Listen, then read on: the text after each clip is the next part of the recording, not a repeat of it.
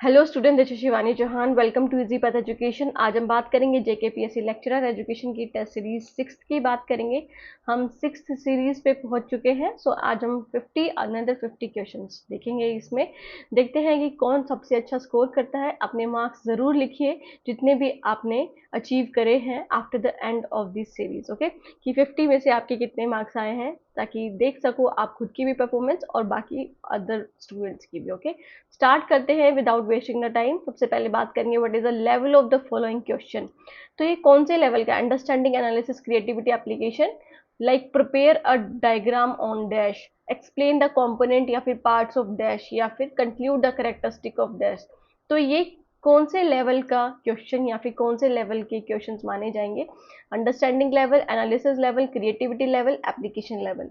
सो student answer की तरफ बढ़े तो option number B will be the correct answer. Analysis level के क्वेश्चंस माने जाएंगे बिकॉज यहाँ पर आप क्या कर रहे हो? एनालाइज कर रहे हो, विश्लेषण कर रहे हो, एक्सप्लेन कर रहे हो कंपोनेंट्स को या पार्ट्स को, या फिर जो भी कैरेक्टरिस्टिक्स हैं उसको कंक्लूड कर रहे हो, है ना, कंक्लूजन निकाल रहे हो, और फिर डायग्राम। तो वो अंडरस्टैंडिंग में तो आप सिर्फ समझ को बढ़ाते हो, और क्रिएटिविटी में आप होट्स टाइप क्वेश्चन करते हो, हायर ऑर्डर थिंकिंग स्किल्स वाले क्वेश्चन, जिसमें आप एब्स्ट्रैक्ट चीजों को ज्यादा ध्यान में रखते हो, और एप्लीकेशन में आप चीजों को अप्लाई करके देखते हो, जैसे आप एक्सपेरिमेंट कर रहे हो। ओके, तो analysis level will be the correct answer.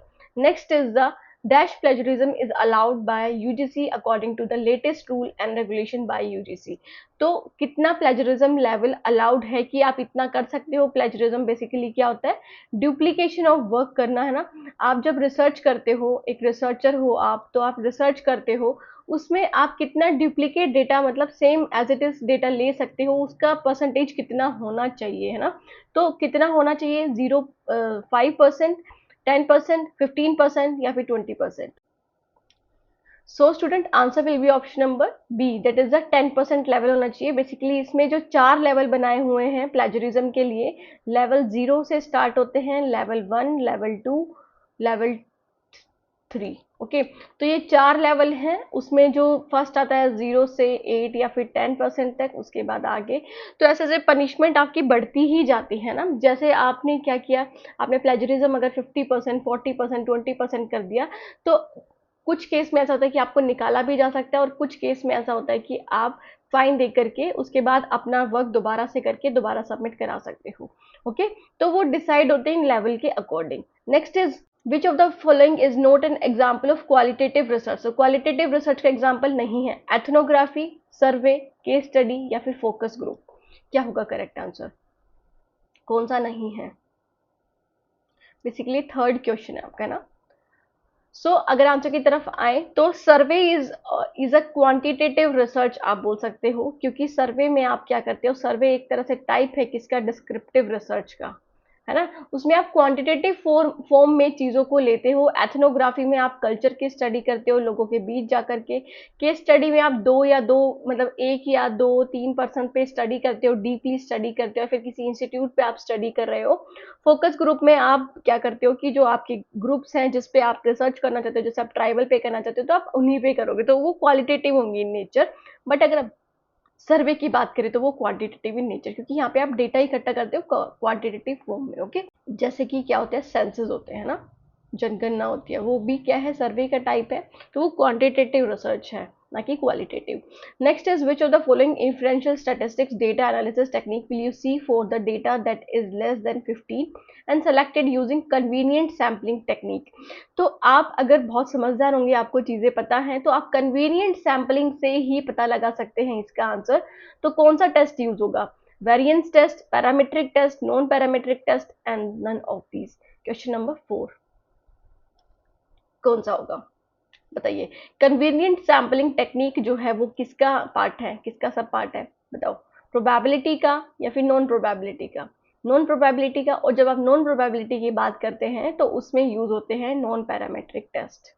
Okay, तो नॉन पैरामेट्रिक टेस्ट यूज होंगे जब आप क्या करोगे? जब आपके पास डेटा 15 से कम होगा और कन्वीनियंट सैम्पलिंग का आप यूज करोगे डेटा, क्या, इंफ्लुएंशियल डेटा निकालने के लिए। Next is the which of the following is not a useful software to analyze the data obtained through research। तो आप कौन सा सॉफ्टवेयर नहीं यूज करते हो इनमें से, या फिर कौन सा सॉफ्टवेयर नहीं है जिससे आप डेटा निकाल सकते हो रिसर्च के थ्रू? Okay, so Microsoft Excel, SPSS, SSPS या फिर पाइथन? क्या होगा correct answer students? So student correct answer की तरफ बढ़े तो option number third will be the correct answer. और ये जो क्वेश्चन है वो कौन सा है? 1 2 3 4 and the fifth question. Okay, तो SSPS is not any software. ये सिर्फ ऐसा आपको ऐसे ही कोई टर्म दे दी ताकि आप कंफ्यूज हो जाओ कि वो SPSS था या फिर SSPS। सो बेसिकली SPSS क्या होता है? स्टैटिस्टिकल पैकेज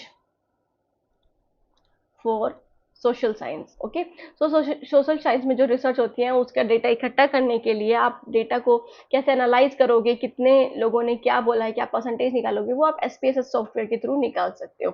ओके, और माइक्रोसॉफ्ट एक्सेल में भी कर सकते हो। माइक्रोसॉफ्ट एक्सेल का बहुत बड़ा पार्ट है, आप इसमें बहुत आसानी से कर सकते हो। यहाँ पर आपको थोड़ी मेहनत करनी पड़ती है। और पाइथन भी आप यूज करते हो, है ना। पाइथन क्या है? एक लैंग्वेज है जैसे C++ और ये सारी चीजें, तो उनके थ्रू भी आप पाइथन का भी बेसिकली यूज होता है जब आप इन चीजों को करते हो, ऑनलाइन चीजों को करते हो। बट जो SSPS है वो कोई भी एक सॉफ्टवेयर नहीं है, ये सिर्फ आपको एक ऐसा ही टर्म दे दी गई है कंफ्यूज करने के लिए। ठीक है, next is the question number 6, that is which of the following type does not belong to type of interview in research. तो कौन सा ऐसा है जो टाइप ऑफ इंटरव्यू से बिलोंग नहीं करता है? Structured interview, unstructured interview, personal interview या फिर इम्पर्सनल इंटरव्यू? बताइए। सो स्टूडेंट बहुत ही आसान क्वेश्चन है, आंसर जो होगा वो होगा ऑप्शन नंबर फोर्थ, है ना, कि इम्पर्सनल इंटरव्यू किसी भी टाइप का इंटरव्यू नहीं होता है। स्ट्रक्चर्ड होता है जिसमें आप पहले से ही क्वेश्चन फॉर्म करके फ्रेम करके लेके जाते हो, फिर आपको उनके आंसर करने हैं। अनस्ट्रक्चर्ड में आप नहीं लेकर के जाते क्वेश्चन, जो भी आपके मन में आएगा वो आप पूछ लोगे। पर्सनल में खुद जाकर के डायरेक्ट इंटरव्यू ले रहे हो, पर इम्पर्सनल इंटरव्यू नहीं होता है। टेलीफोनिक इंटरव्यू हो सकता है जिसमें आप क्या करते हो? टेलीफोन के थ्रू इंटरव्यू ले सकते हो। Okay, next is the which of the following type statement are true with reference to vyapti, है ना, according to the Nyaya system. तो व्याप्ति से रिलेटेड कौन सी स्टेटमेंट जो है वो ट्रू है? So options are, it express the relation between two individual objects only. ये सिर्फ दो ही इंडिविजुअल ऑब्जेक्ट्स के बीच में रिलेशन दिखाता है। It express the relation between the classes of individual, कि क्या क्लास है, क्या वर्ग है, उसके बीच में जो रिलेशन प्रदान करता है। It can be said to exist between two things if they are related as cause and affect, कि आप इसमें क्या कर सकते हो? एग्जिस्ट रिलेशनशिप को, दो चीजों के बीच में जो रिलेशनशिप है वो बता सकते हो if they are related to cause and affect की, अगर उनमें क्या छिपा है? कोज एंड अफेक्ट रिलेशनशिप छिपा है। तो it can be said that to it can be said to exist that between two things if they are related as species and genes, कि अगर वो species और genes से related है तो आप क्या कर सकते हो? उनके बीच में जो relationship है उस आप बोल सकते हो कि वो exist करती हैं, है ना, कि ये सारी चीजें exist करती हैं। तो क्या होगा correct answer? A C D, B C D या फिर B and C? What will be the correct answer students? So student correct answer will be option number BCD। और अगर हम देखें तो BCD किस में है? In the option number third. Option number third is the correct answer, जिसमें आप सिर्फ ये नहीं बोल सकते हो कि ये सिर्फ टू इंडिविजुअल ऑब्जेक्ट्स को ही के बीच में ही रिलेशनशिप स्टडी करता है। इसकी एक्सप्लेनेशन देखते हैं स्टूडेंट। जो व्याप्ति होता है, क्या होता है इन Nyaya system? Vyapti refers to the invariable concomitance or the necessary relation between the hetu and the sadhya, that is reason and probandum in Indian logic specifically with in the Nyaya system. तो बेसिकली ये क्या होता है? इनवेरिएबल जो व्याप्ति होती है, और नेसेसरी रिलेशन क्या है? रीजन और जो साध्य है ना, जो प्रोबैंडम है, उनमें, उन दोनों में क्या रिलेशनशिप है, उस चीज को ये स्पेसिफाई करता है। It is crucial concept of establishing valid inference and is fundamental to Nyaya theory. Basically Nyaya theory क्या है? जिसमें आप किसी को सही चीज का रीजन दे करके आप उसे न्याय दिला सको, या फिर आप बोल सकते हो कि आप वैलिड रीजन बता करके क्या करो? वैलिड इन्फ्रेंस करके आप एस्टेब्लिश कर पाओ रिलेशनशिप्स, है ना। सो relation between class of individual बिल्कुल सही है। जो कॉन्सेप्ट है व्याप्ति का, एक्सप्रेस करता है relationship between class of individual, not just between individual objects, कि वो सिर्फ इंडिविजुअल ऑब्जेक्ट्स के बीच में रिलेशनशिप नहीं देखता है, वो देखता है इन क्लासेस ऑफ इंडिविजुअल के बीच में ना। For example, where there is smoke there is a fire is a statement about classes, that is smoke and fire।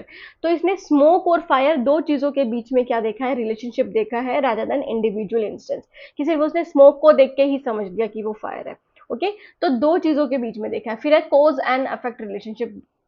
इसमें आती है, तो vyapti can exist between two things if they are related as cause and effect, की व्याप्ति हो सकती है दो इट इज इंडिविजुअल या फिर दो ऑब्जेक्ट्स के बीच में, अगर उनके बीच में कोज एंड इफेक्ट रिलेशनशिप है तो, है ना। For instance the presence of cloud lead to rain, कि अगर आपको लगेगा कि क्लाउड्स हैं, बादल हो रहे हैं, तो आपको ये लगेगा, आप ये बोल सकते हो कि आज बारिश आ सकती है ना। तो ये व्याप्ति का एग्जाम्पल है। नेक्स्ट है species and genus genes relationship.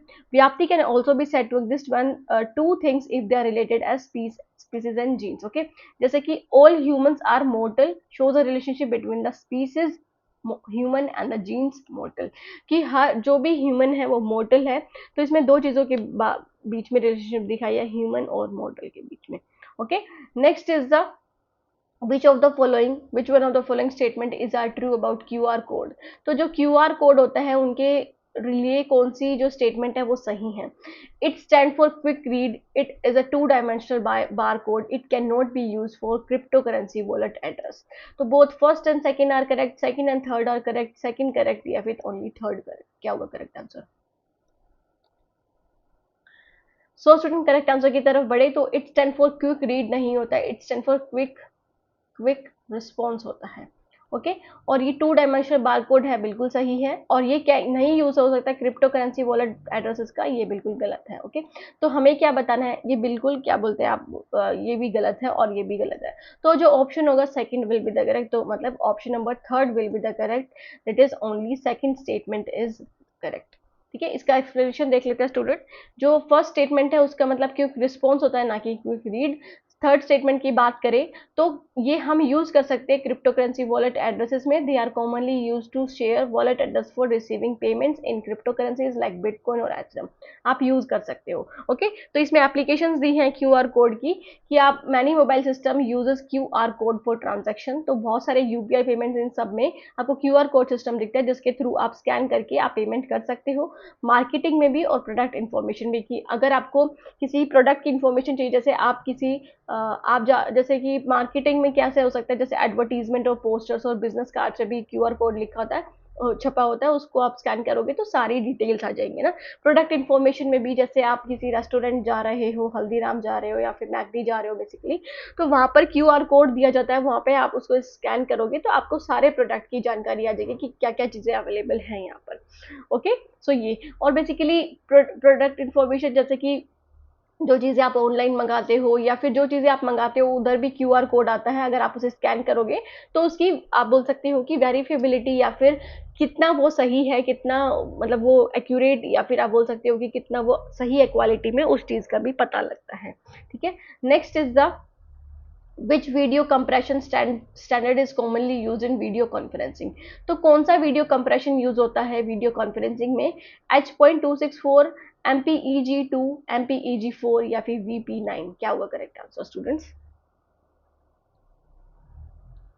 So student correct answer की बात करें तो option number A will be the correct, that is the H.264 will be the correct answer, जिसको आप ABC भी बोलते हो, एडवांस्ड, जिसको हम बोलेंगे advanced video coding. Okay, advanced video coding के नाम से भी जाना जाता है, तो H.264 या फिर एडवांस्ड वीडियो कोडिंग ABC की फॉर्म में होता है। Next is the dash is a digital initiative of government of India in higher education that aims to promote hands-on learning of robotics and embedded systems in colleges।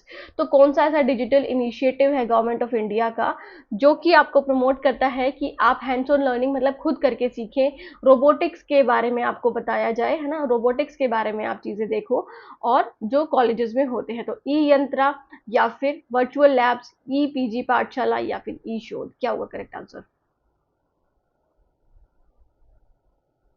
ये जो question है वो है question number 10। Okay, question number 10। So basically student answer की तरफ बढ़े तो option number A will be the correct, E Yantra is a digital initiative of government of India, जो कि हायर एजुकेशन में हैंड्स ऑन लर्निंग को प्रमोट करता है।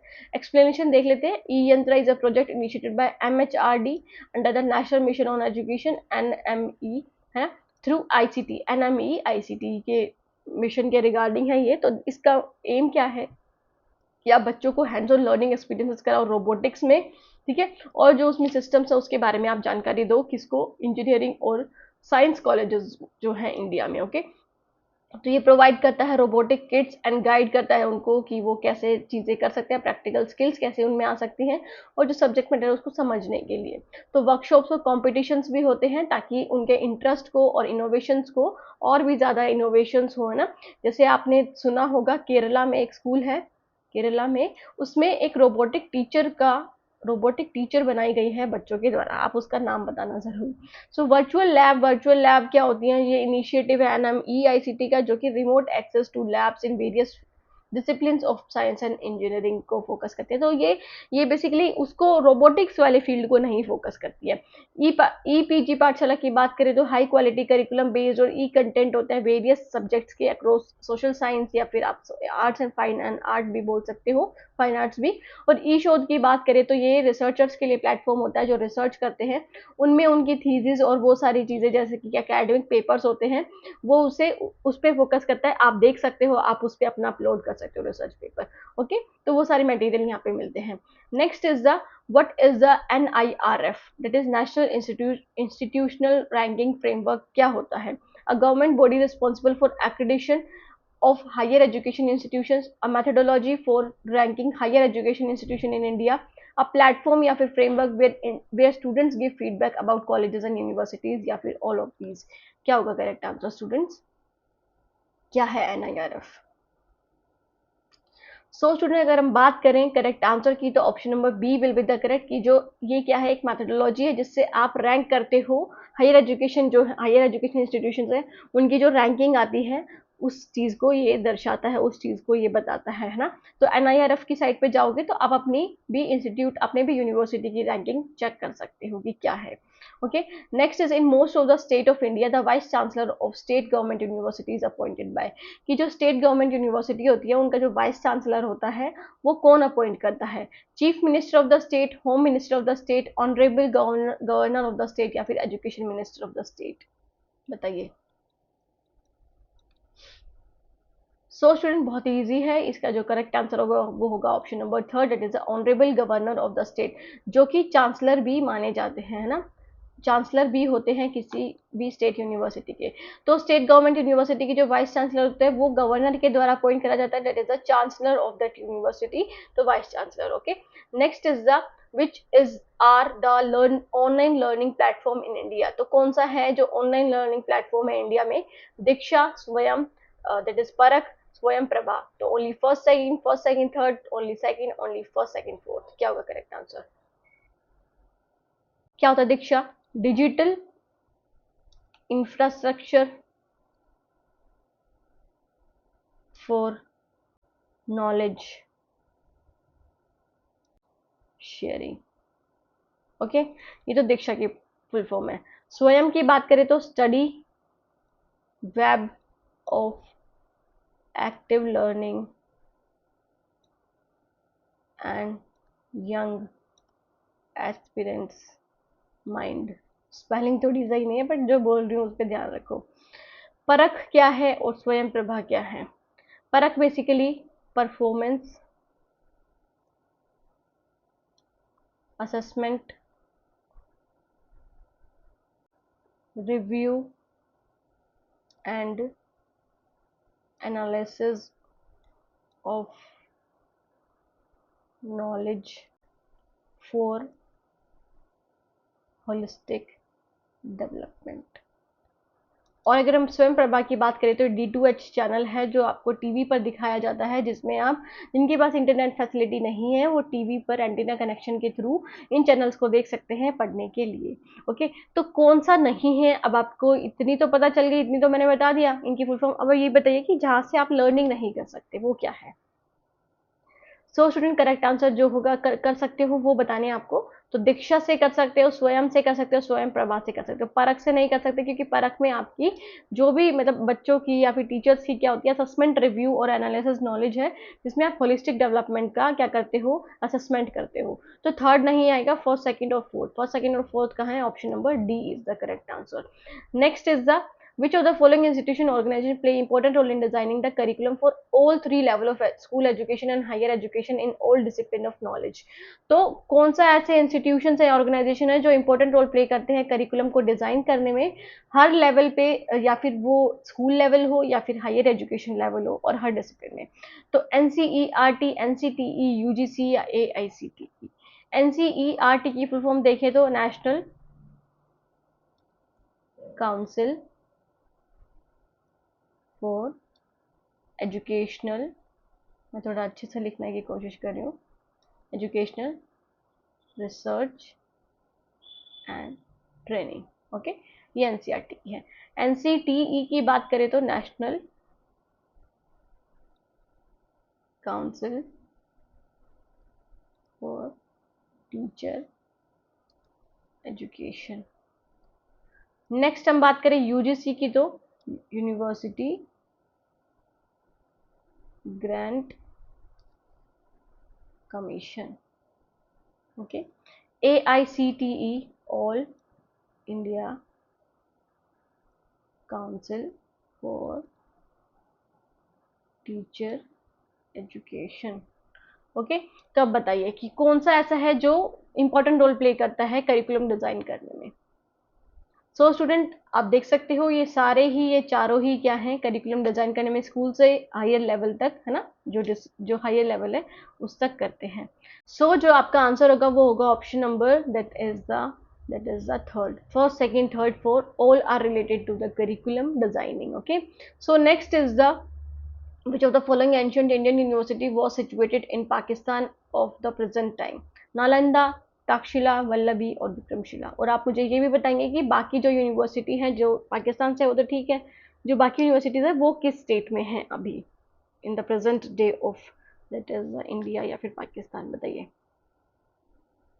सो स्टूडेंट, अगर हम पाकिस्तान की बात करें तो Takshashila will be the correct answer. Takshashila जो यूनिवर्सिटी है वो प्रेजेंट डे पाकिस्तान में सिचुएटेड है। नालंदा की बात करें तो वो बिहार में है। वल्लभी की बात करें तो दैट इज इन गुजरात। और विक्रमशिला की बात करें तो वो भी क्या है, बिहार में। Okay, so the next one is the seeds were fully alive to the miseries of earthly existence and long to attain freedom from worldly ills। कि जो आपके ऋषि मुनि हैं, है ना, हमारे जो ऋषि मुनि हैं, उनको पता है कि हमारे लाइफ में क्या मिजरीज हैं, जो भी दुख है ना, अर्थ जो, अगर हम जमीन पर या फिर अर्थ पर आए तो कोई ना कोई दुख जरूर है। और उनको आप क्या कर सकते हो, उनको फ्रीडम पाने के लिए इन वर्ल्ड इल से आप चीजें कर सकते हो ना, जैसे मोक्ष की प्राप्ति और ये सारी चीजें। So therefore they always try to find the way to attain perfect bliss. तो वो हमेशा ये सोचते हैं, ये ट्राई करते हैं कि उन्हें परफेक्ट ब्लिस मिले, मतलब उनको, उनके ऊपर भगवान का हाथ हो, along with the way of perfect knowledge. Okay, so from this point of view, contribution of which Indian philosophy is highly relevant to the student of education or to all those who choose teaching as their vocation? तो कौन सी philosophy इसमें include करी गई है? Buddhism की, Sankhya, Jainism या फिर वेदांता? बताइए। सांख्या योगा लिखा है इसमें। ओके, तो आपको मुझे करेक्ट आंसर बताना है। सो स्टूडेंट, करेक्ट आंसर की तरफ बढ़े तो option number 4 will be the correct, Vedanta, that is वेदों का अंत इसमें लिखा हुआ है। इसमें आपको वेदों का सार बताया हुआ है। तो बेसिकली जो ऋषि मुनि ने कहा था कि जो सांसारिक दुनिया है, जो दुख है ना, इन सबसे मोक्ष की प्राप्ति कैसे हो सकती है, कैसे आप नॉलेज का निर्माण ले सकते हो, तो वेदांत फिलोसफी से रिलेटेड है ये। Next is the, in which agencies of educator and the educand, the audience and the speaker, the citizen and the leader deliberately come into contact with each other and also react to each other? Active passive agencies, formal and informal agencies, commercial agencies and non commercial agencies, या फिर none of these? कि कौन सी education में, कौन सी agency में जो educator होते हैं, मतलब जो टीचर होते हैं, स्टूडेंट हैं, वो एक दूसरे के कॉन्टेक्ट में आते हैं, ऑडियंस और स्पीकर आते हैं, सिटीजन एंड द लीडर्स आते हैं, एक दूसरे के कॉन्टेक्ट में आते हैं और एक दूसरे को रिएक्ट करते हैं, है ना, मतलब बातचीत वगैरह होती है। सो कौन सा आएगा इसका, बताइए correct answer. So student, correct answer की तरफ बढ़े तो option number A will be the correct answer, that is the active and passive agencies, है ना। Next is what which are the correct characteristics of the realistic education? तो realistic education की कौन सी characteristic correct है? So inclusion of scientific subject in curriculum which gave birth to naturalism, sense of intelligence and judgment is promoted, freedom encourage child to proceed from ignorance to knowledge, on one hand child develop and on the other hand no societal development through sense of social consciousness. बताइए तो कौन सा option जो है वो correct है regarding the characteristics of realistic education? First second third fourth, both first and second, both first and second, second third fourth, क्या होगा? अगर हम कैरेक्टरिस्टिक्स की बात करें रियलिस्टिक एजुकेशन की तो ये चारों ही करेक्ट हैं, क्योंकि साइंटिफिक सब्जेक्ट का इंक्लूजन होता है। रियलिस्टिक एजुकेशन वही है जिसमें आप जो रियल चीज़ें, जो चीज़ें आपके सामने हो रही हैं उस चीज़ों पर आप बिलीव करते हो। तो ये साइंटिफिक सब्जेक्ट्स को इंक्लूड करता है रियलिस्टिक करिकुलम में, बिल्कुल सही है। ओके, उसके बाद सेंस ऑफ इंटेलिजेंस और जजमेंट प्रमोट होती है, क्योंकि आप सिर्फ जजमेंट करते हो रिलेटेड टू योर रियलिटी, है ना, जो रियलिटी है उसी चीज को प्रमोट करते हो, तो सेकंड भी सही है। Freedom encourage child to proceed from ignorance to knowledge, कि आप की जो फ्रीडम है, जो बच्चे की जो फ्रीडम है, वो पहले तो वो इग्नोर करते चीज़ों को, बट अब जब रियलिस्टिक एजुकेशन में आते हो तो आपको क्या होती है, आपको नॉलेज की, ज्ञान की प्राप्ति होती है और फिर आप चीज़ों को सही से समझते हो, है ना। और on one hand child develop, एक तरफ तो चाइल्ड डेवलप होता है, on another hand no societal development through sense of social consciousness. Okay, तो सभी स्टेटमेंट क्या है, सही है regarding this. Next is given below are two statements. One is labeled as assertion and the other is labeled as reason. If social change is to be directed properly, it is necessary to have able leadership well acquainted with the complexity of the problem. Such leaders can be created through education. कि अगर social change अगर directed होता है properly, आप उसे अच्छे से लागू करते हो, तो उसके लिए क्या ज़रूरी है, एबल लीडरशिप ज़रूरी है, अच्छा नेतृत्व ज़रूरी है, और जो इन प्रॉब्लम्स, जो भी प्रॉब्लम्स आएंगी सोशल चेंज की वजह से, उससे एक्वेंट हो, मतलब उससे उसके बारे में पता हो, उसे जानकारी हो, है ना। और सच लीडर कैन बी क्रिएटेड, और जो ऐसे लीडर्स हैं उसको हम कैसे ला सकते हैं, उनको कैसे ला सकते हैं, एजुकेशन, उनको अच्छा ज्ञान होगा तभी, है ना। सो रीजन क्या होगा, education in India must be able to create appropriate leadership at every level if social change conducive to democracy are to be introduced. कि एजुकेशन जो है इंडिया में, वो हम must be able to create appropriate leadership. जो हमारी education है वो अप्रोप्रिएट लीडरशिप क्रिएट करती है हर लेवल पे। अगर कोई भी सोशल चेंज होगा तो आप उसे बहुत अच्छे से क्या कर सकते हो, फेस कर सकते हो, देख सकते हो, उसके लिए प्रॉपर जो भी डिसीजंस है वो ले सकते हो। तो असर्शन रीजन दोनों ट्रू है और आर करेक्ट एक्सप्लेनेशन है ए की। असर्शन रीजन ट्रू है बट नॉट एक्सप्लेनेशन है ट्रू ए की। ए ट्रू है, आर फॉल्स है, ए फॉल्स है, आर ट्रू है। बताइए। सो स्टूडेंट, अगर हम आंसर की तरफ बढ़े तो option number A will be the correct, कि both A and R true, और आर करेक्ट एक्सप्लेनेशन है ए की। ओके, कि बिल्कुल सही बोला है कि एजुकेशन आपको एक ऐसा नेता बनाती है जिससे आप जो सोशल चेंजेस हैं उसमें आप ऐसा चीज़ें लेकर के आते हो जो डेमोक्रेसी को और भी ज़्यादा बड़ा है ना, to democracy are to be introduce. Next is a educational system on essential human virtues such as freedom, purity, sympathy, perfection and world betterhood is stated by. तो किसने कहा था ये, एम के गांधी, महात्मा दास करमचंद गांधी ने, और रविंद्रनाथ टैगोर, स्वामी विवेकानंद, या फिर श्री अरबिंदो। बताइए करेक्ट आंसर क्या होगा। सो स्टूडेंट, अगर करेक्ट आंसर की तरफ देखिए तो option number B will be the correct, कि रविंद्रनाथ टैगोर ने बोला था कि एजुकेशन सिस्टम जो है वो ऐसा होना चाहिए कि जो इंसान के अंदर ये सारी जो एबिलिटीज है, कैरेक्टरिस्टिक्स हैं, उनको डेवलप करें ना, फ्रीडम की, प्योरिटी की, सिंपैथी की, परफेक्शन की, और कैसे वो संसार को अच्छा बना सकते हैं, कैसे अच्छे संसार क्रिएट कर सकते हैं उस सब चीज़ों की। Okay, next is some biological evolution are based on premise that higher species emerge from lower species. Some inequality was regarded as natural and indispensable, है ना। तो ये नेचुरल है, जो हमारी जो सोशल इनइक्वालिटी है वो नेचुरल है और कभी ना खत्म होने वाली है।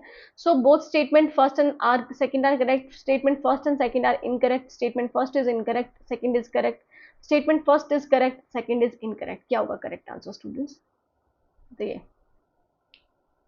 सो स्टूडेंट, अगर आंसर की तरफ बढ़े तो option number A will be the correct, कि दोनों ही करेक्ट है। ओके, जो हमारी स्पीसीज होती हैं, जो सम बायोलॉजिकल इवोल्यूशंस होते हैं, वो इस प्रीमाइस पे बेस्ड होते हैं कि हायर स्पीसीज जो हैं वो लोअर स्पीसीज से एमर्ज होती हैं, मतलब पहले लोअर होती है फिर उससे वो बढ़ती हैं हायर स्पीसीज में। Okay, next is the individual develop is ethical. जैसे हम देखते हैं, हम खुद इंसान पहले क्या थे, बंदर थे, है ना, उसके बाद जो इवोल्यूशंस हुए स्पीसीज में, फिर हम इंसान बन गए, तो वो एक तरह से ये बायोलॉजिकल इवोल्यूशन है, इस पे बेस्ड है ये, ठीक है। Next is the individual develop his ethical and moral codes under. तो जो एथिकल मोरल कोड्स होते हैं वो कैसे डेवलप कर सकते हैं, फिजिकल डेवलपमेंट में, इंटेलेक्चुअल डेवलपमेंट में, सोशल डेवलपमेंट में, या फिर एथिकल एंड मोरल डेवलपमेंट में, बताइए कौन से डेवलपमेंट में होगा।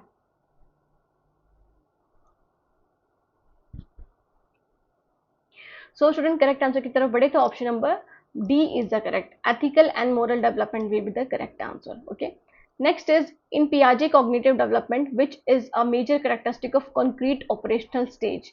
तो कॉन्क्रीट ऑपरेशनल स्टेज की कौन सी मेजर करेक्टरिस्टिक है, being to think abstractly and reason about hypothetical problems, okay, being using inductive logic or reasoning from specific information to general principle पे जा सकते हैं, egocentric होते हैं और struggle करते हैं to see the other perspective, दूसरों के perspective नहीं देखते, बस ये सोचते हैं कि जो मैं बोल रहा हूँ, जो मैं बोल रही हूँ वही सही है, realize that they are separate being from the people and objects around them, कि वो अलग हैं, जो लोग उनके सामने दिख रहे हैं, जो objects दिख रहे हैं, वो उन सब चीज़ों से अलग है, वो realize कर लेते हैं। तो क्या होगा correct answer students? So student correct answer की तरफ बढ़े तो option number B will be the correct answer, कि वो इंडक्टिव लॉजिक लगाने लग जाते हैं, वो स्पेसिफिक इन्फॉर्मेशन जो उनको मिल रही है उससे वो जनरल इन्फॉर्मेशन की तरफ, जनरल प्रिंसिपल की तरफ कंक्लूड करना सीख जाते हैं। एब्स्ट्रैक्टली की बात करें तो ये आएगा pre, that is formal operational stage, जो लास्ट स्टेज है। और अगर हम ईगो सेंट्रिक की बात करें तो ये कॉन्क्रीट ऑपरेशनल स्टेज में आएगा, that is the second, sorry concrete नहीं, प्री ऑपरेशनल स्टेज में आएगा। ओके, अगर हम बात करें ये separate being from people and objects around them, तो वो एक तरह से बहुत हाई लेवल हो जाएगा, फॉर्मल से भी ज्यादा ऊपर वाला लेवल। ओके, तो ये next is the arrange the below given steps in way one process information, कि कैसे इंसान इंफॉर्मेशन को प्रोसेस करता है, जो उसको इंफॉर्मेशन मिलती है उसको कैसे वो प्रोसेस करता है। Establish the relationship between previous situation and present one, applying the inferred relationship, identify the relevant available information in the mind, drawing the necessary inference। तो आपको ये कैसे स्टेप बाय स्टेप आपको इन्हें ऑर्डर वे में लगाना है। ओके, इंफॉर्मेशन, जब हमें कोई इंफॉर्मेशन मिलती है तो सबसे पहले हम क्या देखते हैं, बताइए। सो स्टूडेंट, अगर सबसे पहले अगर हमें इन्फॉर्मेशन मिलती है तो पहले वो रेलिवेंट अवेलेबल इन्फॉर्मेशन जो है उसको आइडेंटिफाई करेंगे कि किस चीज़ के बारे में हमें देखना है ना, तो उस चीज़ को देखेंगे। तो थर्ड ऑप्शन जो पहला है किसी में है, सो एक ही में है, that is a C option में है ना। तो थर्ड फोर्थ फर्स्ट सेकंड देख लेते हैं इसे। फोर्थ कैसे है, जब हमें आइडेंटिफाई हो जाएगी फिर हम जो नेसेसरी इन्फ्रेंसेस हैं उनको ड्रॉ करेंगे अपने माइंड में, देखेंगे कि क्या इसका कंक्लूजन निकल, क्या इसके इन्फ्रेंसेस निकल सकते हैं। फिर हम एस्टेब्लिश करेंगे जो हमारी प्रीवियस सिचुएशन थी उसको प्रेजेंट वन से, है ना, जो हमने पहले मान करके चल रहे थे, जो हमें पहले पता था, उससे हम प्रेजेंट वन में क्या, एक तरह से आप बोल सकते हो कैसे रिलेशनशिप आप क्रिएट कर सकते हो, एक दूसरे से कैसे रिलेटेड है। और फिर आप क्या कर दोगे, अप्लाई करोगे उस इन्फर्ड रिलेशनशिप को, है ना, जो आपने निकाली है, जो नई रिलेशनशिप बनी है आपके माइंड में, उस चीज को आप अप्लाई कर दोगे। तो ऐसे आप अपनी इंफॉर्मेशन को प्रोसेस करते हो। तो answer number third will be the, option number third will be the correct answer. Next is the two statements दी हुई हैं students, creativity denotes the ability of a person to produce something new और novel, ठीक है, ये दी हुई है। नोवेलिटी और newness imply the production of a totally new idea और object which has never been experienced और हैज नेवर एग्जिस्टेड बिफोर, कि नोवेलिटी और न्यूनेस का मतलब ये है कि जो आइडिया कभी पहले आया ही ना हो, बिल्कुल नया आइडिया, किसी ने भी देखा भी ना हो, सुना भी ना हो, वो, या फिर जो एग्जिस्ट ही नहीं करता हो। तो कौन सी स्टेटमेंट सही है, दोनों सही है, दोनों गलत है, one is incorrect, second is correct, statement first is correct, second is incorrect, बताइए। तो स्टूडेंट अगर हम आंसर की बात करें तो option number fourth will be the correct, क्योंकि क्रिएटिविटी का मतलब ठीक है कि न्यू और नोवेल है, बट नोवेल का मतलब सिर्फ यही नहीं है कि जो एग्जिस्ट नहीं करता। नोवेल्टी का मतलब ये भी हो सकता है कि जो चीज़ें ऑलरेडी एग्जिस्टेड है उसमें से भी आपने कुछ चीज़ नई निकाली है, नई प्रदान करी है ना। जैसे रिसर्च करते हैं, रिसर्च करने में क्या हर बार नई प्रॉब्लम थोड़ी आती है, जो ऑलरेडी एग्जिस्टेड प्रॉब्लम्स हैं उनमें क्या आप नया कर सकते हो, उस चीज को बेसिकली रिसर्च बोलते हैं। वो चीज भी आप लेकर के आ सकते हो, वो चीज भी नई कहलाएगी, ना कि डुप्लीकेट कहलाएगी। ओके, तो स्टेटमेंट फर्स्ट करेक्ट है और सेकंड इज इनकरेक्ट, तो fourth option will be the correct answer. Next is what is the difference between bear, wear and bare. तो अगर हम जब ये पढ़ रहे हैं बियर, वियर और बेयर में क्या डिफरेंस है, तो this type of question is prepared in vocabulary test, association test, test, information test या फिर कॉम्प्रिहेंशन टेस्ट, बताइए। सो स्टूडेंट सही आंसर की तरफ बढ़े तो option number A will be the correct. Vocabulary test है जिसमें आप देख रहे हो कि क्या इनका मतलब है। वोकैबुलरी के थ्रू ही तो देखोगे ना, बियर, वियर और बेयर एक दूसरे से कैसे अलग है ना, इन दोनों का क्या मतलब है। Okay, next is in word of Thorndike due to which law when a modifiable connection between stimulus and response is made, कि जब आप मॉडिफाई कर देते हो स्टिमुलस और रिस्पॉन्स में जो रिएक्शन, जो भी रिलेशनशिप्स हैं उनको कनेक्शंस हैं, एंड इज अकम्पेन्ड और followed by a satisfying state of affair, that's connection strength is increased, and if it is made and accompanied by an annoying state of affair it strength is decreased, है ना, कि अगर कोई अच्छी चीज है तो वो इंक्रीज हो जाएगी उनके बीच में कनेक्शन, बट अगर कोई गलत चीज ले आए तो वो मतलब डिक्रीज हो जाएगी। तो कौन सा थॉर्नडाइक का लॉ इसमें लग सकता है, अफेक्ट का, रेडीनेस का, और दैट इज एक्सरसाइज का, या फिर एटीट्यूड का, बताइए आंसर। सो स्टूडेंट अगर करेक्ट आंसर की देखी जाए तो option number A will be the correct answer, that is a law of affect इसमें लगेगा। कि अफेक्ट क्या होता है बेसिकली, जो अगर आपको कोई कुछ किसी चीज पे पनिशमेंट मिल रही है तो आप वो काम नहीं करोगे, है ना, जो चीज पे आपको रिवार्ड मिल रहा है तो उस चीज को आप करोगे, है ना, तो आप पे क्या अफेक्ट पड़ रहा है, क्या प्रभाव पड़ रहा है। तो लॉ ऑफ अफेक्ट कि अगर आपको कुछ अच्छी चीज मिल रही है तो वो जो कनेक्शन है वो इंक्रीज हो जाएगा, बट कुछ ऐसी चीज मिल रही है जिसमें जो कनेक्शन की जो एस्टेब्लिशमेंट है या फिर रिलेशनशिप है वो टूट रहा है, अनोइंग स्टेट है, तो जो स्ट्रेंथ है वो डिक्रीज हो जाएगी। तो law of effect will be the correct answer. Arrange the given below explanation for the process of learning, what the learner observe, arrange करना है आप इसको एक्सप्लेनेशन को प्रोसेस ऑफ लर्निंग के अकॉर्डिंग। Okay, a behaviour observed and remembered by learner is analysed in terms of acceptability to the learner with in reference to the demand and his self and his environment. Learner is made to observe behavior of the person acting as a model. The behavior of the model imitated by the learner is reinforced for proper adoption and further continuance. Okay, तो क्या होगा correct answer students. So student correct answer की बात करें तो option number क्या आएगा, second will be the correct answer, that is third, first, second, fourth. पहले आप क्या करते हो, learner is made to observe the behaviour of the person acting as a model, कि जो एक्ट कर रहा है मॉडल की तरह, है ना, उसका बिहेवियर ऑब्जर्व करोगे, पहले आप देखोगे, खुद से देखोगे, फिर आप क्या करोगे, what the learner observe is filed away in his memory in the formal mental images, कि जो आपने लर्न करा है उसको आप अपने मेमोरी में मेंटल इमेजेस के जरिए आप उसे स्टोर, मतलब देखोगे कि क्या इसका मतलब है, उस चीज को आप अपने अंदर ग्रहण करोगे। Next is a behavior observed and remembered by learner is analyzed in terms of acceptability to the learner, which in reference to the made demand of his self and his environment, कि वो क्या करेगा, जो observed behavior है और जो उसने याद करा है लर्नर ने, उसको एनालाइज करेगा कि वो कितना एक्सेप्टेबल है उसके अकॉर्डिंग, है ना, उसके अकॉर्डिंग जो एनवायरमेंट है या फिर सेल्फ है उसका, उसके अकॉर्डिंग कितना एक्सेप्टेबल है, and then the behavior of the model imitated by the learner is reinforced for proper adoption and further continuance, कि अब जो उस मॉडल का जो बिहेवियर है वो इमिटेट करेगा कौन, लर्नर, मतलब उसकी नकल करेगा, देखेगा कि अगर वो सही है तो उस चीज को वो लर्न करेगा, अच्छे से प्रॉपरली अडॉप्ट करेगा और फर्दरली उसे कंटिन्यू करेगा। तो option number third will be the correct answer, second will be the correct answer, that is the third, first, second and fourth. Okay, next is the which of the following sentences are correct with respect to guidance, तो guidance के respect में कौन सा sentence सही है। okay, it is assistance made by competent counselor to an individual of any age to help them direct his own life. It is not systematic professional process of helping the individual through education and interpretative procedures to gain a better understanding, कि systematic process नहीं है। It helps every individual to recognize and use his inner resources. It is necessarily required to from childhood to old age, कि ये बहुत ज़्यादा ज़रूरी है बच्चे की चाइल्डहुड से लेकर के ओल्ड एज तक। तो कौन सा जो स्टेटमेंट है, कौन से जो स्टेटमेंट्स है, सेंटेंसेस है, वो करेक्ट है गाइडेंस की रिस्पेक्ट में, बताइए। सो स्टूडेंट करेक्ट आंसर की तरफ बढ़े तो option number B will be the correct answer, that is the first, third and fourth is the correct, कि आप ये नहीं बोल सकते कि सिस्टमेटिक प्रोफेशनल प्रोसेस नहीं है, ये है, बल्कि यहाँ पर आप सिस्टमेटिकली क्या करते हो, बच्चों को प्रॉपरली अंडरस्टैंड करते हो, जिसके ऊपर भी आप गाइडेंस प्रोवाइड करे हो, जिसको भी देखते हो उनकी क्या कमियां हैं, उन चीज़ों को आप बच्चों से भी निकलवाते हो, खुद अपने जो सोल्यूशन है वो भी प्रोवाइड करते हो। Okay, next is the what is the correct type of guidance that assists an individual to choose an occupation, prepare for it and enter upon and progress in it.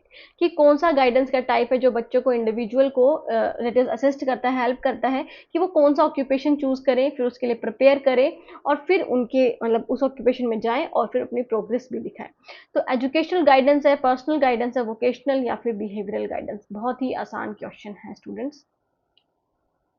So student अगर answer की तरफ बढ़े तो option number C will be the correct, that is the vocational guidance, है ना. Vocational guidance जिसमें आपकी skills को डेवलप करा जाता है कि आप कौन से एम्प्लॉयमेंट के लिए, कौन से एम्प्लॉयमेंट अपॉर्चुनिटी के लिए सुटेबल हैं या फिर जो आप चूज करना चाहते हैं, जहां पर आप जॉब करना चाहते हैं वो चीज आप चूज करते हो. Okay. Next is given below are two statement, one is labelled as assertion and second is labelled as reason. तो individual are always in state of being and becoming, कि इंडिविजुअल जो भी इंसान है वो हमेशा कुछ बनना चाहता है, कुछ है और कुछ बनना चाहता है. रीजन क्या दिया है? Our strong drive continues throughout life as we move towards the fulfilment of that is possible to us to achieve and become. So student बताइए इनमें से करेक्ट आंसर क्या होगा? आंसर होगा option number A, that is the A and R true है और R correct explanation है A की, है ना. कि इंडिविजुअल हमेशा कुछ बनना चाहता है, कुछ है और कुछ बनना चाहता है और उसके अंदर से जो ड्राइव आती है ना, जो उसको लगता है कि मुझे ये करना है, तो उससे वो अपने लाइफ, अपने गोल की तरफ बढ़ता है ऑफ अचीव एंड बिकम, है ना, और फिर उसके बाद वो बन भी जाता है. Next is the arrange the below steps given steps for scientific method in a proper sequence. तो आपको scientific method के लिए क्या steps use होते हैं proper sequence में वो लगाना है.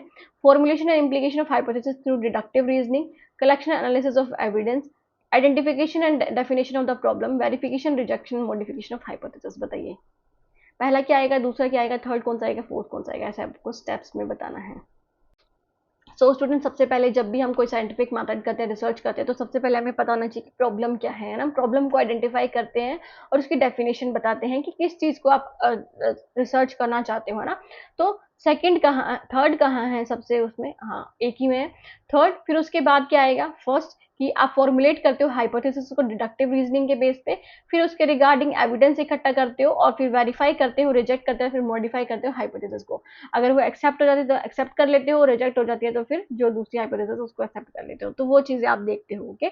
Next is the suppose a researcher is interested in studying the effect of interim test on the achievement of 12th grade students in chemistry subjects. Select the appropriate experimental design. कि एक researcher जानना चाहता है, interested है उसके मतलब studying the effect of interim test on achievement of 12th grade student in chemistry subject, कि उसने कितना अच्छा स्कोर करा है ना केमिस्ट्री सब्जेक्ट्स में, क्या अचीवमेंट है उसकी. तो एक्सपेरिमेंटल डिजाइन कौन सा यूज करा है? Two group static design, two group static design, two group randomised post test only design, two group randomised subject post test only design subjects matched and one group pre test post test design. क्या होगा correct answer? जिन भी बच्चों ने notes लिए हैं उसमें specifically ये सारी चीजें लिखी हुई हैं, तो वो बहुत आसानी से समझ सकते हैं इस चीज को, है ना. स्टार्ट जो आंसर होगा वो होगा ऑप्शन नंबर थर्ड. अब ये क्यों होगा two group randomise subject post test only subject design matched? Because हम इसकी एक्सप्लेनेशन देखते हैं. Two group randomise subject post test only design subject matched. This design involve randomly assigning subjects to two group, कि आप दो group में जो भी आपके सब्जेक्ट है जिसपे आप रिसर्च कर रहे हो, जिसको आप देख रहे हो, उनको दो ग्रुप में बांट लेते हो to ensure each group is statistically equivalent at the start of the experiment. ये सबसे पहले आपको ये देखना होता है कि वो दोनों सेम ही हो, बट मतलब अलग अलग हो, बट उनकी कैरेक्टरिस्टिक्स और वो सारी चीजें सेम हो, ना. One group receive the intervention, एक ग्रुप को तो इंटरवेंशन मिलता है कि आप चेक उसमें आप इफेक्ट देखने के लिए क्या करते हो, चेंजेस लाते हो, है ना, इंटर्म टेस्ट को दे रहे हो. And other group does not, और दूसरे ग्रुप को नहीं देते हो. फिर आप क्या करते हो, मेजर करते हो दोनों ग्रुप को, पोस्ट टेस्ट देते हो to measure the effect of the intervention, है ना. फिर उसके बाद उनको पोस्ट टेस्ट देते हो ताकि उसका क्या देखो, इंटरवेंशन देखो, मतलब क्या इफेक्ट पड़ा है उस चीज पर. मैच करते हो फिर सब्जेक्ट्स को, दो ग्रुप को, half helps control of variable that might otherwise confound the result, है ना. तो आपको कंट्रोल भी करना होता है ताकि वो रिजल्ट को कंफाउंड ना कर दे, मतलब अनकंट्रोल्ड ना बन जाए जो वेरिएबल्स हैं. तो इसलिए आप क्या कर रहे हो, टू ग्रुप ले रहे हो, रैंडमाइज सब्जेक्ट ले रहे हो, पोस्ट टेस्ट ओनली डिजाइन, और फिर उसे मैच कर रहे हो. अब ये टू ग्रुप स्टैटिक डिजाइन क्या होते हैं? In this design groups are not randomly assign, इसमें रैंडमली असाइन नहीं करते हो आप ग्रुप को. इसमें सिलेक्शन बायसनेस होती है, आप अपने अकॉर्डिंग अपने जो भी आप चाहते हो उसको लेते हो, है ना. Where groups may differ in ways other than the intervention confounding the result, और जिससे जो अनकंट्रोल वेरिएबल है वो अफेक्ट कर सकते हैं. Next is two group randomise post test only design में, कि क्या होता है, while the design involve randomisation post test, but ये मैच नहीं करता है सब्जेक्ट को. अब मैच नहीं कर पाओगे तो कैसे देख पाओगे इफेक्ट, है ना. तो ये. Next is one group pre test post test design, कि इसमें क्या होता है, एक ही ग्रुप होता है. अब एक ही ग्रुप को कैसे कर सकते हो, एक ही ग्रुप को आप पहले उसको क्या बोलते हैं, जो अफेक्ट है वो दोगे, मतलब उसको उस पर जो भी आपको मैनिपुलेट करना है उस चीज को लगाओगे, फिर दूसरी बार नहीं लगाओगे, तो वो चीज नहीं लागू हो सकती है इसमें. क्योंकि क्या होता है, when it can show while it can show changes over time, it does not control for external factor that might influence the result during the study period. Okay, तो करेक्ट आंसर क्या होगा, करेक्ट आंसर होगा students option number third. Okay, next is the given below are two statements, one is labeled as assertion and other is labeled as reason. Basic research is primarily concerned with the formulation of theory, बिल्कुल सही है. Basic research obtain and use the empirical data to formulate but not to expand and evaluate theory. क्या होगा correct answer students. So student answer की तरफ बढ़ते हैं, तो option number 4 will be the correct answer. A is true, R is false. कि आप empirical data नहीं लेते हो, ऑब्जर्व नहीं करते हो चीज़ों को, ऑब्जर्व उन चीज़ों को आप मतलब इसे क्या करते हो, एक्सपेरिमेंट करके नहीं देखते हो बेसिक रिसर्च में, बस आप क्या करते हो, फॉर्मुलेट करते हो थ्योरी को.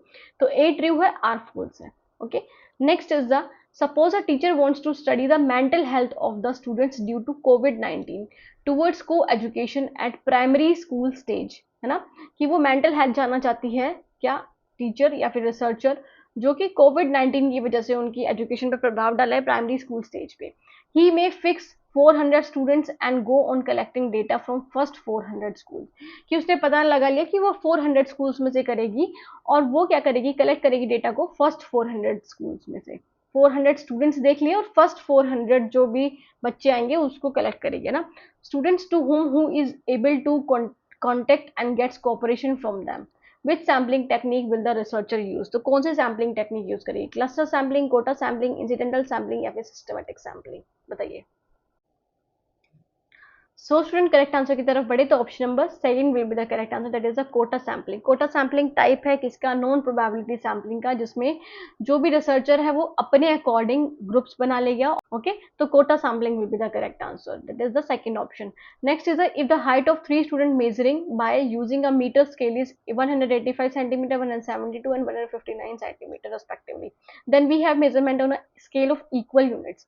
कि हमें मेजर, ये जो इक्वल यूनिट्स हैं इनके बीच में डिफरेंस जो है इक्वल है, तो what is the scale of measurement cold, nominal scale, ratio scale, ordinal scale या फिर इंटरवल स्केल, बताइए. आप मुझे कमेंट सेक्शन में ये भी बताएंगे कि इन चारों में क्या डिफरेंस है. नॉमिनल के बाद कौन सा आता है, ऑर्डिनल, ऑर्डिनल के बाद इंटरवल, इंटरवल के बाद रेशियो. अब आपको मुझे ये बताना है इन चारों में क्या डिफरेंस है. ओके, इसका आंसर कीजिए पहले. तो इसका जो आंसर होगा स्टूडेंट वो क्या होगा, रेशियो स्केल, है ना. रेशियो स्केल क्या होता है, जिसमें आप क्या करते हो, इक्वल यूनिट्स होती हैं, स्केल ऑफ इक्वल यूनिट्स पे अगर आप इसका डिफरेंस देखोगे, तो इसका जो डिफरेंस आएगा वो क्या आएगा, 13 आएगा. ओके, 159 और 172 का भी 13 डिफरेंस आएगा. तो इक्वल डिफरेंस है, और जीरो दैट इज हाइट का मतलब क्या है, जीरो. अगर आप किसी चीज को मीटर स्केल पे जीरो मापे तो वो जीरो ही है ना, उसकी कोई वो नहीं है, हाइट नहीं है. तो बेसिकली ये क्या है, ये इसमें ट्रू जीरो पॉइंट है, और दैट इज इक्वल, क्या है, इक्वल यूनिट्स है, स्केल ऑफ इक्वल यूनिट्स है, तो रेशियो स्केल है. नॉमिनल स्केल क्या होता है, जिसमें आप स्पेसिफिकली जैसे कि जब रोल नंबर असाइन करते हो बच्चों के, 1 रोल नंबर, 2 रोल नंबर, इसका मतलब ये थोड़ी है कि वो फर्स्ट नंबर पे आता है, सेकंड नंबर पे आता है, तो ये नहीं होता है. ऑर्डिनल स्केल में आप उसको क्या कहते हो, लेवल बता देते हो कि हाई लेवल, लो लेवल या फिर एवरेज लेवल. और इंटरवल की बात करें तो दोनों कैरेक्टरिस्टिक तो होती है, साथ के साथ नो, इसमें जो ट्रू जीरो पॉइंट नहीं होता है ना. जीरो का मतलब जीरो नहीं होता है, जैसे कि 0 डिग्री सेल्सियस, 0 डिग्री सेल्सियस का मतलब कोई टेम्परेचर नहीं है, ऐसा थोड़ी होता है. 0 डिग्री सेल्सियस का मतलब क्या है, कि बहुत ज़्यादा ठंड है. ओके, तो ये इंटरवल. और रेशियो स्केल की बात करें तो वो आपको पता ही चल गया है. Next is parametric tests are useful and the most powerful test for testing the significance or trustworthiness of the computed sample statistics. Their use is based upon certain assumption, which of these assumption is incorrect. When the variable described and expressed in nominal or ordinal scale and not in interval or ratio scale. तो आपको ये बताना है कि जो incorrect है, कि जो वेरिएबल हैं वो पैरामीट्रिक टेस्ट में नॉमिनल और ऑर्डिनल वे में एक्सप्रेस होते हैं, ना कि इंटरवल और रेशियो में। When the population values are normally distributed, बिल्कुल सही बात है, नॉर्मली डिस्ट्रीब्यूटेड होती है ना जब आप पैरामीट्रिक यूज करते हो। When the samples have equal and nearly equal variances, बिल्कुल सही बात है, और determine when samples are small, okay, तो ये तो सही है। When the selection of one case in the sample is not dependent upon the selection of any other, बिल्कुल सही बात है। तो क्या होगा, इंटरवल और दैट इज नॉमिनल और ऑर्डिनल स्केल पे नहीं एक्सप्रेस होते हैं, रेशियो और इंटरवल स्केल पे जब एक्सप्रेस होते हैं तब आप पैरामीट्रिक टेस्ट का यूजफुल करते हो, ओके, यूज करते हो। Next is, which qualitative research design is focused on theoretical sampling, constant comparative method and core category? Ethnography, grounded theory, case study या फिर narrative analysis, बताइए। सो स्टूडेंट, करेक्ट आंसर क्या होगा इसका, option number B, that is a grounded theory, जिसमें आप क्या करते हो, थ्योरीज डेवलप करते हो, थ्योरीज बनाते हो, और ऊपर से साथ के साथ उसमें थ्योरेटिकल सैम्पलिंग चीज़ों पे फोकस करते हो, और कांस्टेंट कंपैरेटिव मेथड को यूज करके कोर कैटेगरी पर आते हो, मतलब थ्योरीज पर आते हो। Next is, arrange the following steps of ethnographic research in proper sequence. तो आपको प्रॉपर सीक्वेंस में अरेंज करना है। Access the field situation, develop research base and decide on research methods, determine dissemination procedure, select data analysis procedure and develop final documents. So student, क्या होगा research ethnographic research का proper sequence क्या होगा? So student, correct answer will be option number 1, that is the second, first, fourth, third. तो second क्या है, develop research base and decide on research method. सबसे पहले आपको रिसर्च बेस डेवलप करना होता है, ये देखना होता है कि कौन सा मेथड आप यूज करोगे। फिर है एक्सेस द फील्ड सिचुएशन, जो फील्ड सिचुएशन है जहाँ पर आप जाके स्टडी करोगे उस तक आपको जाना है, एक्सेस करोगे उसका। फिर select data analysis procedure and develop final documents, and after that is the determine the dissemination procedure, okay. To examine and review periodically the implementation of norms, guidelines and standards laid down by the council and to suitably advise the recognized institution is a function of, कि examine करना और review करना periodically किस पे, जो norms, guidelines और standards हैं जो कि काउंसिल के द्वारा बनाए जाते हैं, उस चीज़ को देखना कि वो रियली सेटअप हो रहे हैं, रियली में वो इम्प्लीमेंट हो रहे हैं या नहीं हो रहे। तो वो किसका फंक्शन है, एसएससी का, सर्व शिक्षा अभियान का, आरएमएस से दैट इज राष्ट्रीय माध्यमिक शिक्षा अभियान का, एनसीटीई का या फिर एनसीईआरटी का, बताइए। So student, answer will be option number third, it is NCT, national council for teacher education, provide करती है क्या, गाइडलाइंस को, है ना, और नॉर्म्स को, स्टैंडर्ड्स को, ताकि वो मेंटेन रहे और फिर उसको प्रॉपरली चेक भी करते हैं for the teacher education, okay. Next is the given below are the statement related to nature of teacher education. Teachers are not born but made, बनाए जाते हैं ना कि जन्मे जाते हैं।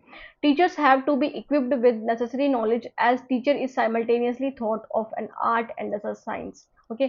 तो क्या होगा करेक्ट आंसर इसका, in the light of the above statement choose the correct answer. Both A and R are false and R is the correct explanation of A.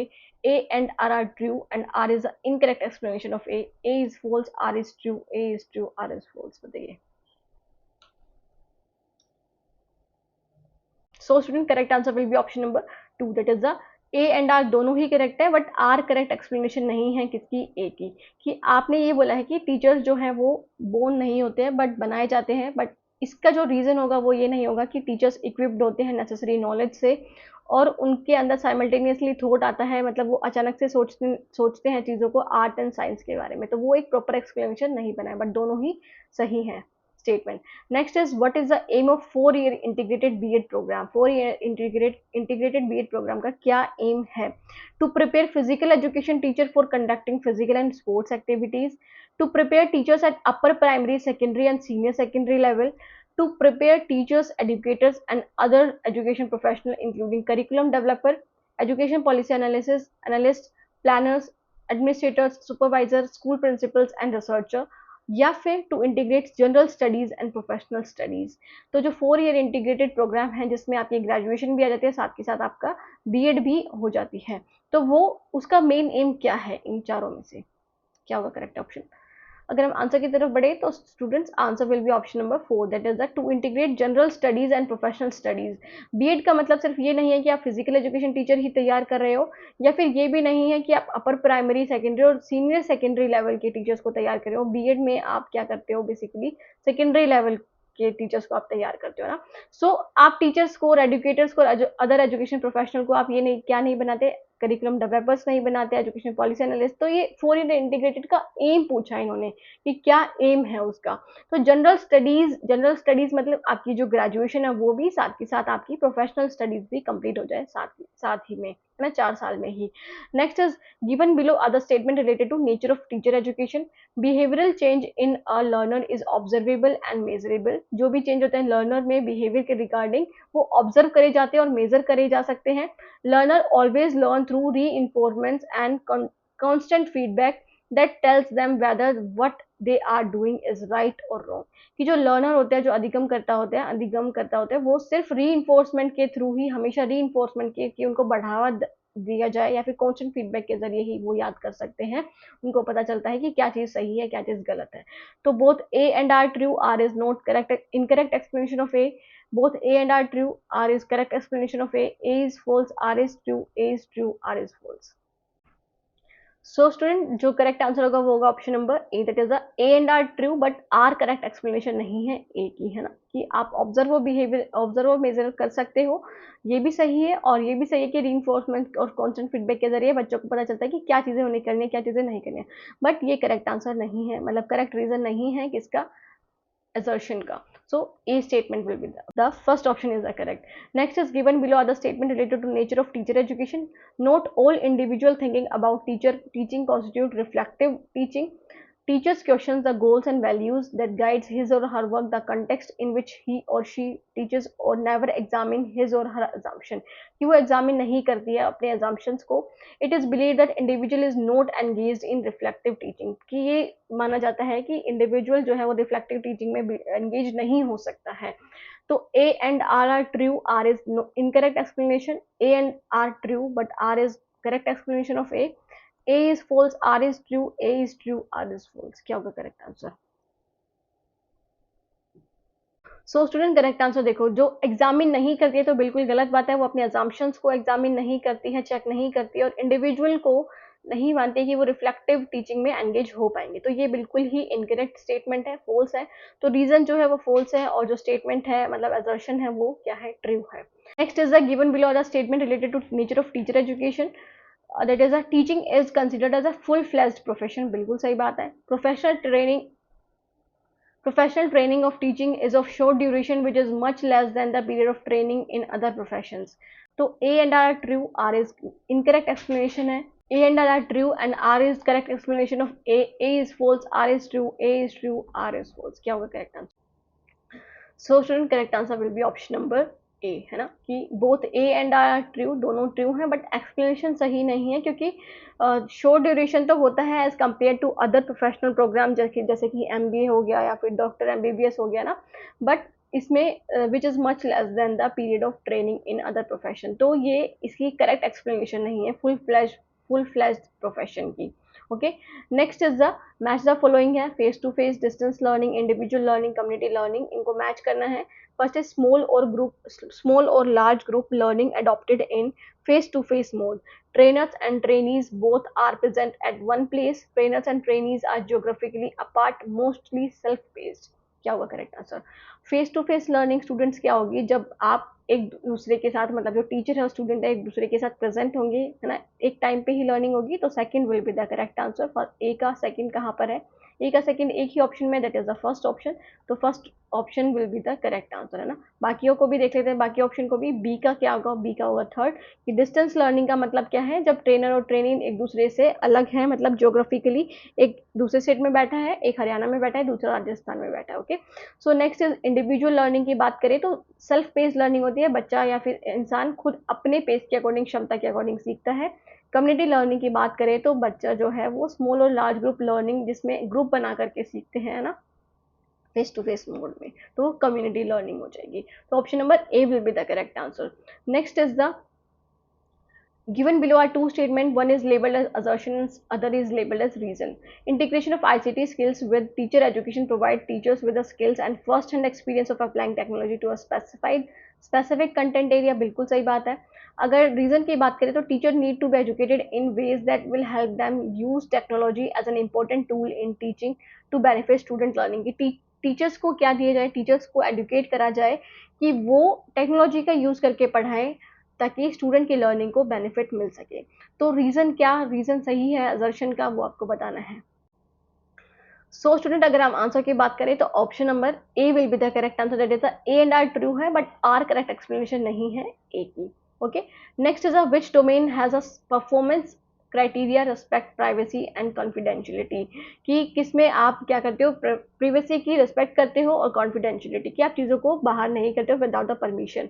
So values, autonomy, wellbeing and potential of students, relationship colleagues with students, parents, guardians और and wider community. बताइए। So student, this is the option number 4. That is the relationship colleagues or with students, parents, guardians and the wider community. Next question is the which of the following sentences are the incorrect one with respect to the concept of educational administration. तो education administration से कौन सा नहीं है, मतलब incorrect है इनमें। सो it is a service activity through which the objective of the education process में बी इफेक्टिवली रियलाइज्ड। बिल्कुल सही बात है। It is concern with the human relationship but not concern with the management of things. ये human relationship को देखता है but management of things को नहीं देखता है। गलत बात है, क्योंकि दोनों चीज़ों को ही इन्वॉल्व करके चलते हैं। It is a process of 5 elements, planning, organizing, direction, coordination and control. बिल्कुल सही है कि आप मैनेजमेंट या फिर एडमिनिस्ट्रेशन कैसे करते हो, पहले आप प्लानिंग करते हो, फिर ऑर्गेनाइज, फिर डायरेक्शन, कोऑर्डिनेशन, फिर controlling. So it is a process of not integrating the effects of personal but utilizing appropriate material in such a way that promote effectively by the development of human qualities. तो क्या होगा क्या इसका correct answer, मतलब आपको बताना है कि इनकरेक्ट कौन सा है। तो दो ऑप्शन इनकरेक्ट है, एक तो सेकंड है। अगर सेकंड किस में है, सेकंड दो option, sorry third option 3 options में है, तो ये जो सेकंड है वो तो आएगा ही नहीं। तो second and fourth will be the correct, है ना। कि आप क्या करते हो इसमें, सेकंड क्या है, सेकंड इज द कि आप इसमें ह्यूमन रिलेशनशिप्स को ही मैनेज करते हो, मैनेजमेंट ऑफ थिंग्स को नहीं करते हो। दूसरा क्या है कि it is a process of not integrating, कि आप इंटीग्रेट नहीं करते हो, मिलाकर के नहीं चलते हो पर्सनल और जो अप्रोप्रिएट मटेरियल है उन चीज़ों को। तो second and fourth will be the correct answer which is in option number third. तो option number third will be the correct. A method of sampling that ensure proportional representation of all section of population is technically called, कि जिसमें आप proportional number में लेते हो representation है ना अपने सैम्पलिंग की, तो उसको क्या कहते हैं, quota sampling, systematic sampling, that is snowball sampling या फिर स्ट्रेटिफाइड सैम्पलिंग। क्या होगा correct answer. So student, correct answer will be option number fourth, है ना, कि स्ट्रेटिफाइड सैम्पलिंग, जो कि क्या है, प्रोबेबिलिटी सैम्पलिंग का एक टेक्निक है, जिसमें आप क्या करते हो, ग्रुप्स बना लेते हो, है ना। जैसे कि आपने कॉलेज स्टूडेंट्स पे रिसर्च करनी है, तो कॉलेज स्टूडेंट्स पे आपने ग्रुप बना लिया आर्ट्स, ह्यूमैनिटीज और दैट इज साइंस के बेसिस पे। ओके, आर्ट्स के बेसिस पे, कॉमर्स के बेसिस पे और साइंस के बेसिस पे, तो ऐसे ग्रुप बना लोगे, फिर आप रैंडमली सेलेक्ट करोगे उनमें से। स्नोबॉल की बात करें तो कुछ ऐसे रिसर्चर हैं जो कॉन्फिडेंशियल है, जिसमें आप अपनी पॉपुलेशन से सबसे नहीं मिल सकते हो। तो आप किसी ऐसे बंदे को जानते हो, वो फिर आगे आपका डेटा कलेक्ट कराएगा, फिर आगे वो कॉन्टैक्ट बना के फिर ये डेटा आपका कलेक्ट होगा। तो एक तरह से ये क्या है, ये भी नॉन प्रोबेबिलिटी सैम्पलिंग है। सिस्टमेटिक सैम्पलिंग की बात करें तो जैसे आपने बोल दिया कि हर जो 5th घर होगा उससे मैं अपना सैंपल लूंगा, है ना। तो आपने ऐसा सिस्टम बना लिया, जो भी 5th हाउस होगा उससे मैं अपना सैंपल प्रोवाइड करूंगा, तो वो क्या होगा, वो सिस्टमेटिक बन गया।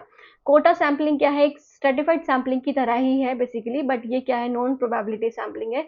इसमें आप ग्रुप्स बना लेते हो, जैसे आपने साइंस और जो आर्ट्स हैं और कॉमर्स के बच्चे आपने ऐसे ग्रुप बना लिया, पर जो बच्चे होंगे वो आप ऐसे चूज करोगे जो आपके अकॉर्डिंग आप चूज कर सकते हो। जैसे आपके घर के पास रहते हैं, बस आप उन्हें ही चूज कर लोगे, या फिर जो आपके पास की डिस्ट्रिक्ट है उसमें ही चूज कर लोगे। तो आप नॉन रैंडम बेसिस पे आप चूज करोगे, तो वो कोटा सैम्पलिंग हो गई। ओके, तो जो करेक्ट आंसर होगा वो होगा option number 4, that is the stratified sampling. So student, ये हो गए हमारे 50 क्वेश्चन। तो आपने कितना स्कोर किया कमेंट सेक्शन में जरूर बताना, और चैनल को सब्सक्राइब करना ना भूलना, और दैट इज शेयर भी कर देना channel to other aspirants who are preparing for JKPSC lecture या फिर कोई अदर जो आपका स्टेट एग्जाम है उसके लिए। Thank you so much for watching the video. मिलते हैं नेक्स्ट वीडियो में, तब तक के लिए take care, bye, have a nice day.